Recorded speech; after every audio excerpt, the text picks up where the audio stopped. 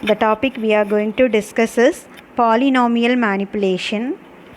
You can use the linked list to represent the polynomial, and you can perform different operations like addition, deletion, etc. on the polynomials. Okay, so this is one of the application of linked list.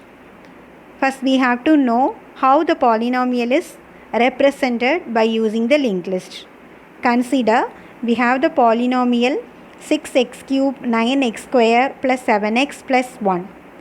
So here each and every individual term in the polynomial, which consists of two parts. One is coefficient, the other one is exponent or the power. Okay.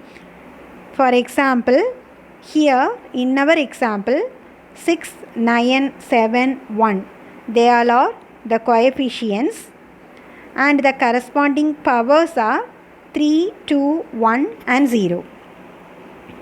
You have to represent each and every term of the polynomial as a separate node of the linked list. Okay, for example 6x cube is my first term. So that 6x cube is represented as a single node.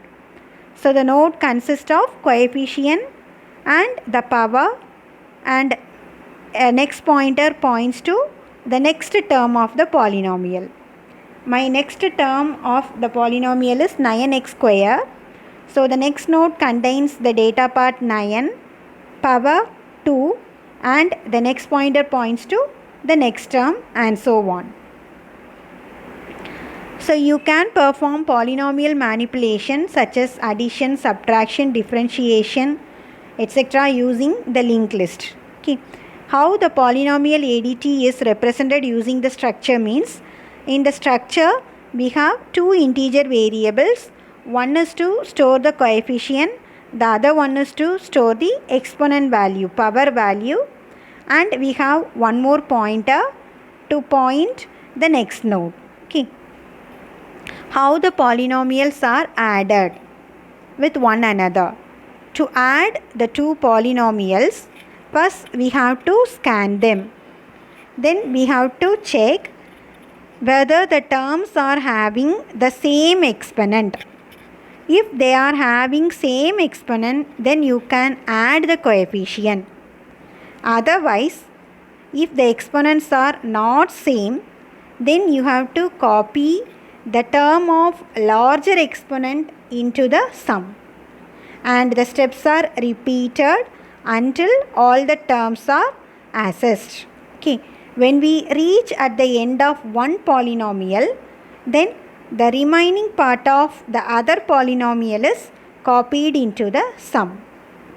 To add two polynomial, first we have to read the two polynomial, we have to add them, and the result is stored in a resultant polynomial. Okay. So for example, consider we have two polynomial a and b. The polynomial a is 3x power 14 plus 2x power 8 plus 1, and the b polynomial is 8x power 14 minus 3x power 10 plus 10x power 6. Okay. Now we are going to add a and b with one another, and c is my resultant polynomial. Okay, first we have to take the first term of p and the first term of q. We are checking the powers. If p of exponent is equal to q of exponent, if both the powers are equal, then you can add the coefficient. 3 plus 8s are added and 11 is the new coefficient and the power is 14. Okay. Suppose if the exponents are not equal, then what happen? So we move with the second term. See the exponent. The first polynomial exponent is 8 and the second polynomial exponent is 10. So what we need to do, what is our step? We have to copy the term of larger exponent into the sum. So which one is larger? 10 is larger. Okay, so you have to copy the larger term into the result.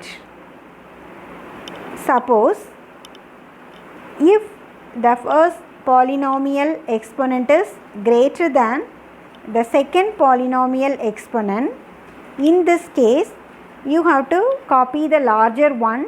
So here it is 2x power 8. Okay, now we reach the end. Okay, so we have one more elements. So that elements, the remaining elements are added as it is. Okay, so that's about the addition of polynomial. Like that, if you want to perform the subtraction operation, you can use the same procedure for subtraction also. Okay, thank you all.